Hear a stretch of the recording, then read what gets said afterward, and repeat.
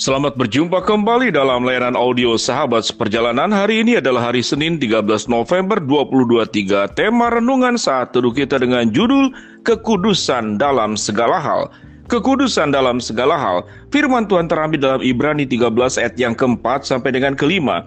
Hendaklah kamu semua penuh hormat terhadap perkawinan, dan janganlah kamu mencemarkan tempat tidur, sebab orang-orang sundal dan pejina akan dihakimi Allah. Janganlah kamu menjadi hamba uang, dan cukupkanlah dirimu dengan apa yang ada padamu. Karena Allah telah berfirman, aku sekali-kali tidak akan membiarkan engkau, dan aku sekali-kali tidak akan meninggalkan engkau. Mari kita berdoa. Bapa yang di dalam surga, kami ingin belajar hidup secara holistik, secara menyeluruh, kudus secara menyeluruh, benar secara menyeluruh, dan di seluruh aspek hidup kami itu dijamah dan dikuduskan oleh Tuhan. Dalam nama Tuhan Yesus kami berdoa, amin.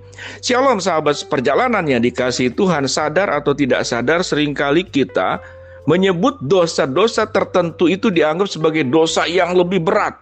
Salah satunya adalah masalah tentang kekudusan di dalam hubungan suami istri, yaitu kekudusan di dalam menjaga seksualitas itu dipakai pada tempatnya, tidak dipakai kepada bagian-bagian yang tidak diizinkan dan melanggar firman Tuhan. Kekudusan seringkali diidentikan dengan pelanggarannya bentuk perzinahan, perselingkuhan, dan ketidaksetiaan. Sahabat seperjalanan, berzina itu sesungguhnya adalah bentuk daripada persongkokolan dengan dosa. Kalau kita tarik lebih jauh, sebetulnya dosa apapun bentuknya menjadi perzinahan. Perzinahan itu yang berbicara tentang nafsu seksual yang ada dalam diri seseorang yang tidak bisa ditahan, yang tidak bisa dikendalikan. Dia akan melakukan berbagai macam cara supaya bisa mendapatkannya. Tatkala seseorang itu dikuasai oleh nafsu, maka yang bertata di dalam dirinya bukan lagi Tuhan, bukan lagi firman Tuhan, tapi nafsu. Itu yang disebut dengan berzina. Kemudian seseorang tatkala menjadikan uang itu segala sesuatu, maka itu juga nafsu. Itu perzinahan rohani, tatkala kemudian Tuhan ditempatkan menjadi lebih bawah daripada semua nafsu-nafsu kita. Oleh sebab itu firman Tuhan katakan, selain dikatakan hendaklah engkau dengan penuh hormat terhadap perkawinan, dan janganlah mencemarkan tempat tidurmu, dengan orang-orang sundal dan pejina akan dihakimi. Pada ayat yang kelima dikatakan, janganlah kamu menjadi hamba uang, cukupkanlah dirimu dengan apa yang ada padamu. Cukupkanlah dirimu dengan apa yang ada padamu. Bagian ini adalah perzinahan secara seksual, secara badan kepada lawan jenis. Yang berikut adalah perzinahan kepada harta benda, kehidupan yang hedon, yang menjadikan segala sesuatu. Dorongannya apa? Dorongannya adalah sama, yaitu karena kita tidak bisa mencukupkan diri. Firman Tuhan berkata, janganlah kamu menjadi hamba uang, cukupkanlah dirimu dengan apa yang ada padamu. Demikian juga janganlah engkau menjadi hamba seksualitas. Demikian juga engkau janganlah menjadi hamba kepada otoritas dan kedudukan. Jangan juga engkau menjadi hamba kepada penerimaan.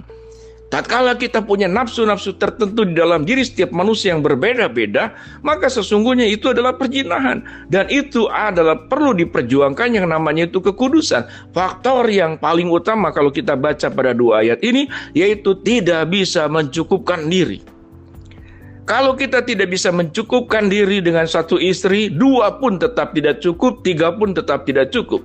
Kalau kita tidak bisa mencukupkan diri dengan berkat-berkat yang Tuhan berikan, sebut saja kita punya satu rumah, punya dua rumah tidak cukup, punya tiga rumah juga tidak cukup. Punya satu mobil tidak cukup, punya dua mobil tidak cukup, punya tiga mobil pun tidak cukup. Itu yang disebut tidak bisa mencukupkan diri. Sehingga dosa-dosa kekudusan, perzinahan, baik secara fisik maupun perzinahan dalam bentuk-bentuk yang lain, faktor yang utamanya karena tidak bisa mencukupkan diri. Penyebab dan dorongan seseorang tidak bisa mencukupkan diri karena hawa nafsu. Dan hawa nafsu adalah bentuk daripada persekongkolan dengan dosa, persekongkolan dengan iblis, persekongkolan dengan kuasa kegelapan. Tidak bisa mencukupkan diri. Sahabat seperjalanan, betapa luar biasanya nafsu. Kalau kita berbicara tentang berbuat baik, itu adalah bukan nafsu, tapi adalah sebuah komitmen menjaga integritas bagaimana hidup kita menjadi benar. Nafsu itu berangkat daripada dorongan untuk mencapai sesuatu. Tatkala kita ingin berbuat kebenaran, berbuat kekudusan juga sama. Karena ada dorongan untuk melakukan sesuatu. Tapi dorongan itu motivasinya berbeda. Yang pertama adalah dorongan melakukan sesuatu untuk nafsu, untuk keberdosaan.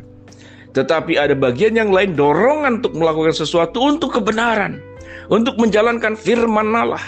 Dorongan melakukan sesuatu itu dilakukan oleh Yesus. Tinggalkan surga, datang ke dalam dunia, lahir di kandang domba, mati di atas kayu salib, bangkit untuk semuanya menyelamatkan kita.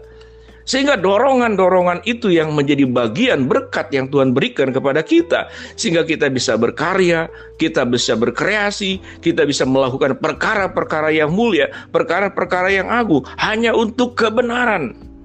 Disinilah dibutuhkan kesetiaan, disinilah dibutuhkan daya juang, disinilah dibutuhkan konsistensi, disinilah dibutuhkan sebuah kesetiaan untuk mengerjakan sampai selesai. Sehingga pada prinsipnya sahabat seperjalanan, dorongan untuk melakukan sesuatu bukanlah hal yang buruk, tetapi menjadi buruk tatkala dorongan itu berangkat dari dosa, dorongan itu berangkat dari nafsu, dorongan itu berangkat dari merasa tidak pernah cukup untuk semua yang diberikan oleh Tuhan, yang terindah, yang terbaik sekalipun. Kalau kemudian dorongannya itu karena nafsu dan keberdosaan, maka tatkala dunia ada dalam genggamanmu, tatkala langit menjadi tempat tidurmu, engkau tidak pernah akan puas, karena dorongan nafsu itu tidak pernah bisa berhenti.